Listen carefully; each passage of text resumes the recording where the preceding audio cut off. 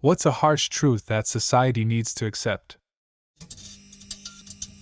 There are not going to be jobs for everyone at some point soon, and being mad at a McDonald's employee for not becoming a programmer is not productive. This logic baffles me. I'm a waitress and I can't count high enough the number of times I've been talked down to or been told to get a real job. Do these people not realize that jobs like mine have a purpose?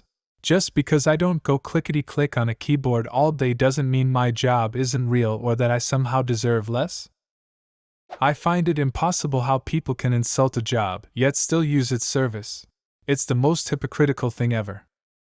Not everyone is beautiful. Some people are really fucking ugly. That's okay. Saying, everyone is beautiful, puts too much value on being attractive, when really it should be, you are a worthwhile person regardless of physical appearance, so stop with the incessant positivity. She's ugly. That's fine. She doesn't have to be pretty. Don't lie and say she is. It doesn't help anyone except make you feel better for being nice. Not every culture is good and beautiful and most importantly compatible with all other cultures. Just because something shouldn't happen doesn't mean you shouldn't take precautions to make sure that it doesn't happen to you. God, yes. Lock your doors. Don't flash around wads of money ever. Don't leave your purse unattended in your shopping cart. Be aware of your surroundings. I grew up near Chicago and now live in a more rural area. It'd be lucrative to be a criminal here.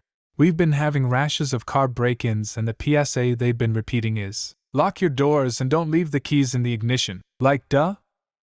The war on drugs has utterly and completely failed in the US, UK. It failed everywhere. We as a whole don't value human life nearly as highly as we think we do. I think if you told most people they could have $10, but somebody far away they never met would die as a result, they would quickly decline the $10 and be appalled that anybody would even think there was a choice there. If you ask the same person for $10 to buy somebody a life-saving vaccine or food or clean water in a third world country, most people decline. I understand that it's a bit more complicated and the situations aren't perfectly analogous, but I think the point still holds. The big problem for me is that you never really know what happens to your donation.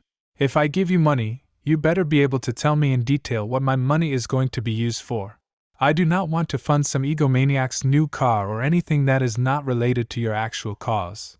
Since most charities cannot actually give me a very specific description of what they'll use my money for, I'm not giving it. I am, however, doing my best to get over my needlephobia so I can donate blood and all my old clothes and shoes, that are still usable, obviously, go to thrift stores, because I am 200% sure this actually helps. Black people are people, not black people. They're not different. As a person who happens to be black, thank you. I don't care what you call me as long as it's not colored or nigger. I love the point you make. We aren't some exotic species. We are just like everyone else in many ways except we use cocoa butter. That the world is not fair, and bad shit can happen to good people. We like to keep up the image of a world where the bad guys always get what they deserve, and where hard work always pays off, but unfortunately, it's not that easy. We can try to live in a world where we make everyone equal, or a world where we treat everyone equal. It's really a massive difference if you ask me, and an important distinction. We don't like people who are different to us. Humans are tribalistic. The earth will always be fine. It's us who will no longer be able to live on it. It will destroy us way before we destroy it. The earth is a self-cleaning oven. Also, in the big scheme of things, extinctions of species doesn't really matter unless we say it matters. We all care about polar bears cause our culture says polar bears are cool and cute and whatever.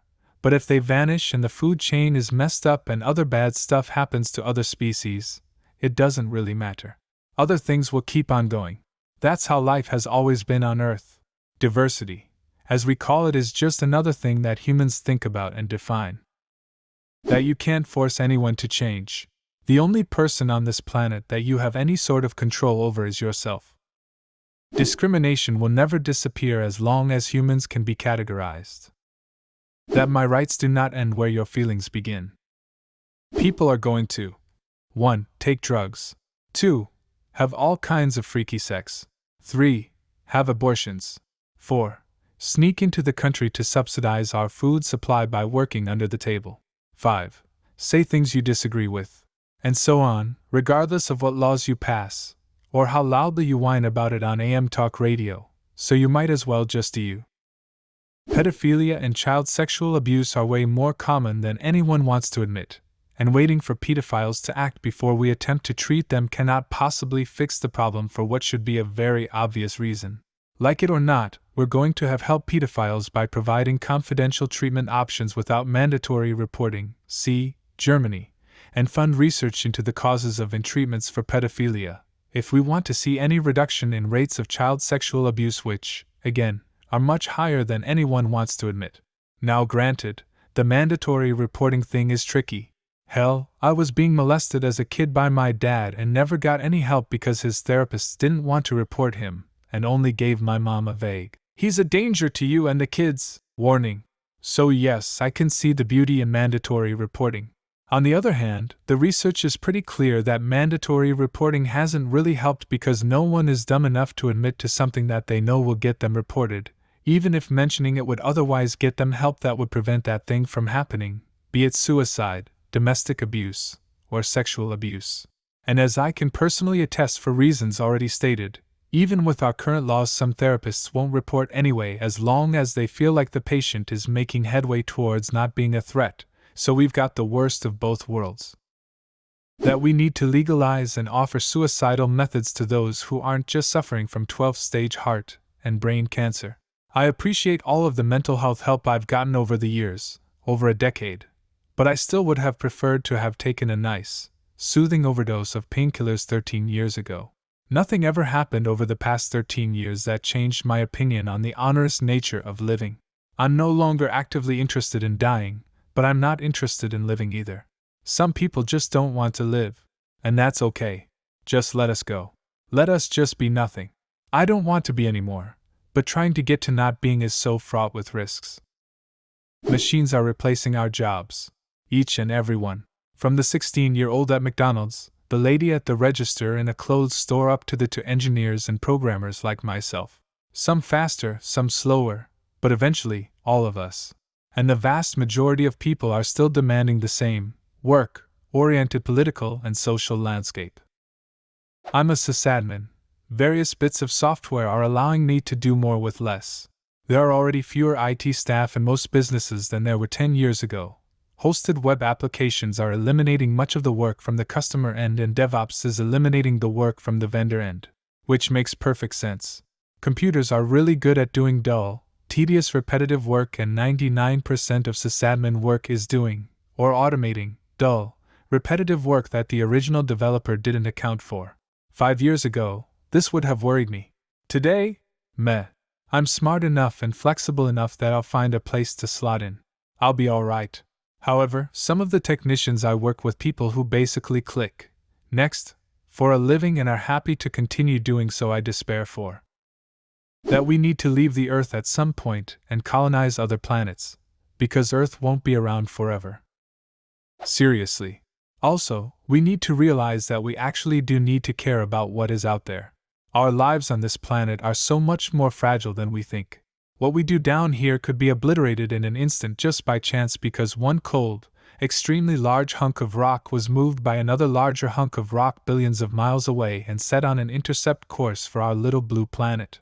Those rocks don't give a shit about who's what color or who loves who or whose God is the right one or how much you pay in taxes. They will leave everyone equally dead. There's too many damn people for the current way our world works. We either need fundamental changes about how we live or reduce the amount of people. Or both. Yes, this is a much bigger point than most people think it is. The shitty economy aside, technology is reducing the amount of jobs available to people in all economic classes, and improvements in healthcare are increasing the amount of people who need jobs. Meanwhile, there is no limit to how many kids someone can have despite whether or not they are financially and or mentally able to care for said children, leading to even more people on a planet with finite resources. Don't get me wrong, I think jobs and healthcare and a family should be basic rights, but the reality is that we do not have the resources for supporting that. We don't have any plans for the future to help us support it, and won't be able to for much longer. Either we need to plan for this increasing population, jobs-wise, food-wise, and health-wise, or we need to stop it. Do you have a similar story? Leave a comment and subscribe to the channel if you want to see more videos like this one.